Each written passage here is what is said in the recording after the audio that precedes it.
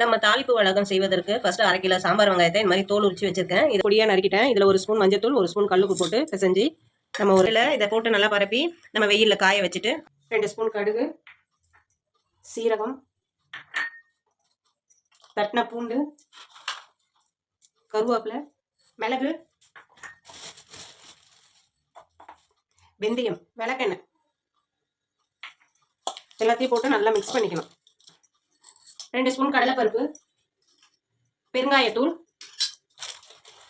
உளுத்தம்பருப்பு எல்லாத்தையும் போட்டு நல்லா மிக்ஸ் பண்ணி ஃபுல்லாக ஊற வச்சாச்சு. நம்ம இப்போ இதை உண்டைகளாக பிடிச்சி கையில் கொஞ்சம் விளக்கெண்ணெய் தேய்ச்சிக்கணும்.